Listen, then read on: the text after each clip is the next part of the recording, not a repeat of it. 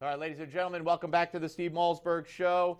Pete Rose, a man whose name will never go away from the minds and the lips of baseball fans, sports fans, and the great debate. Should Pete Rose be back in baseball? Should he be in the Hall of Fame? Big discussion, especially in light now of the more recent people who have been disgraced and even though they're on the ballot, will probably never make the Hall of Fame. So we have a great new book by a great writer, Kostya Kennedy, who has written great books and is, I want to get the exact title at Sports Illustrated, assistant marketing editor at Sports Illustrated. It's Pete Rose, An American Dilemma.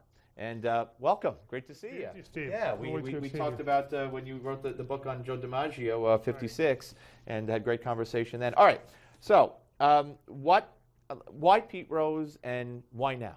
Well, Pete is always a pretty interesting topic. It's a very layered and nuanced situation, what happened with Pete.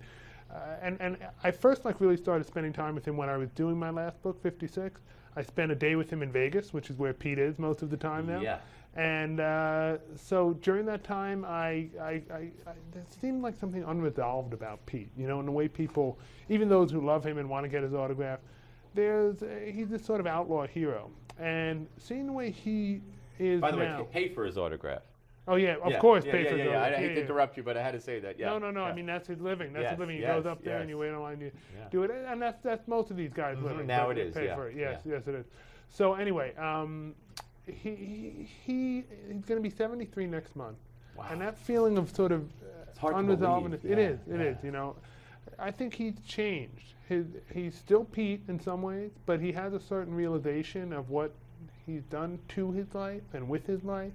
And in that sense, there's remorse. In other sense, there is not. Right. Which is still consistent with the way it's been since the whole suspension from baseball. Consistent, but a little bit of a change, I think, in the past few years. And so that's sort of what's interesting about Pete. And then, as you alluded to, the larger parameter of what's been happening in baseball and in sports with a lot of these steroid guys getting on the Hall of Fame ballot, the discussion about what they've done to the game and all of that, and what Pete did to the game, it's very different. And maybe it's worse, and maybe it's not as bad, just speaking from a fan's perspective, and all that. So it brought a whole lot of new issues into this situation, which is, as you said, it's probably the most provocative single question in sports. You could sit around and talk about this forever. So let me ask you, almost from the time he signed the agreement to get kicked out of baseball and admitted that he gambled on baseball, almost from the second it was signed, he said, but I didn't gamble on baseball.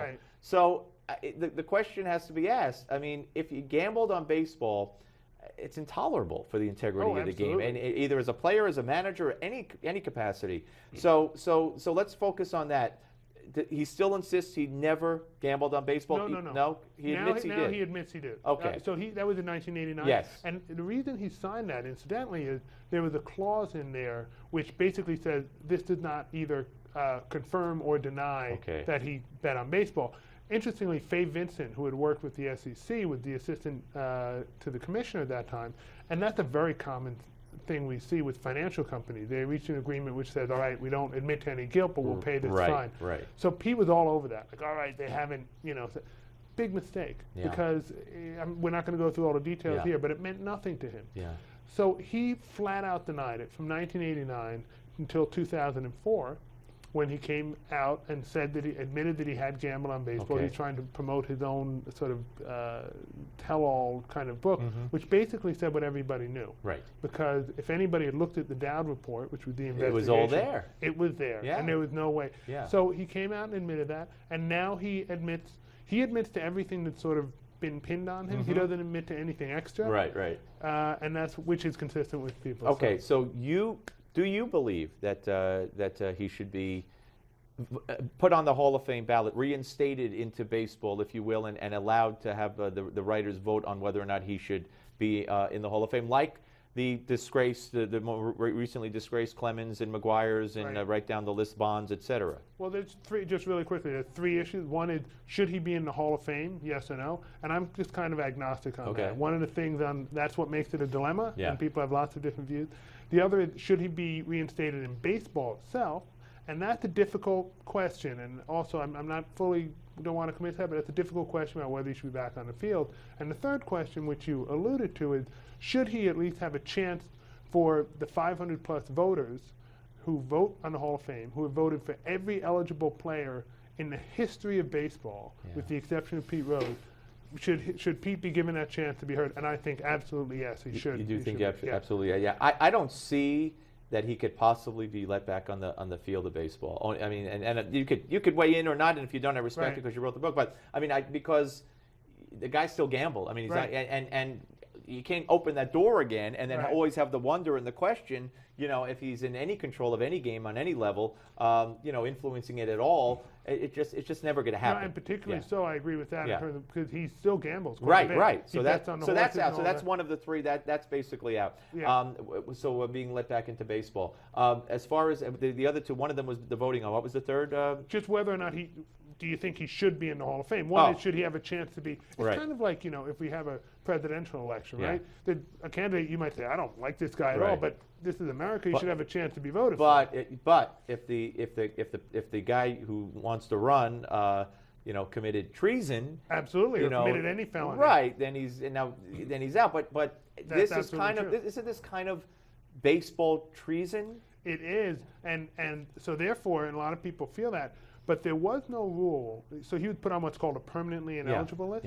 And there was no rule that barred somebody on that list from being eligible for the Hall of Fame. Then how did it happen? Then how did he never? Joe Jackson was always eligible and was voted on, just didn't make it. So then how did 2 years later, right before he came in, the Hall of Fame board called a special election, and they made a resolution, and they put it in specifically to stop Pete. He's the only player who might have gotten in who has been prohibited because of this. And I understand why people were nervous and afraid, because it's not to say Pete would have got in. He might not have.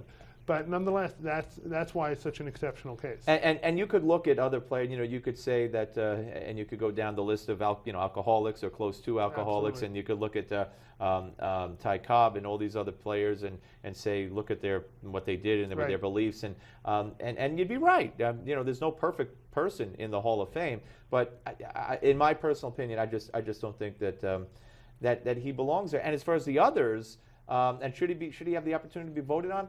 It would take a reinstatement. In other words, whether it's baseball that reinstates him or the Hall of Fame that reinstates him, it would kind of be a forgiveness of the treason, if you will.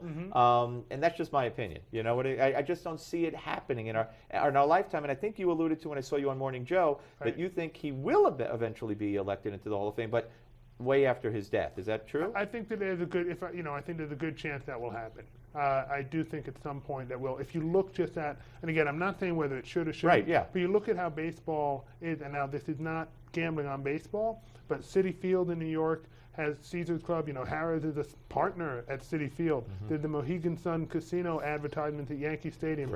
Pick a ballpark for the most part. And the line is getting much closer than a lot of people would like. But it is casino gambling as opposed to sports. But Harrah's runs a huge baseball book.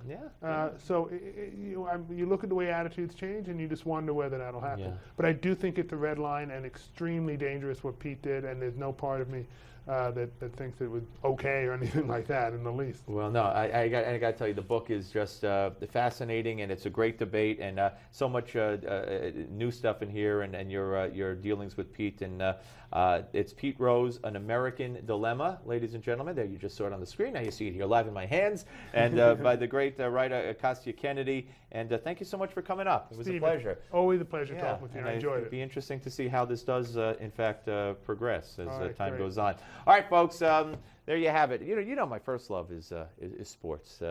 And I remember in 1990 when I hosted the Yankee pre- and post-game show. Steinbrenner got kicked out of baseball. Gene Michael took over. Deion Sanders came up. Dave Winfield was traded. Bucky Dent got fired. And the Yankees won about 67 games. And you know what? Nobody wants a book about that because they say they don't want to hear about a losing Yankee team. I think they're wrong.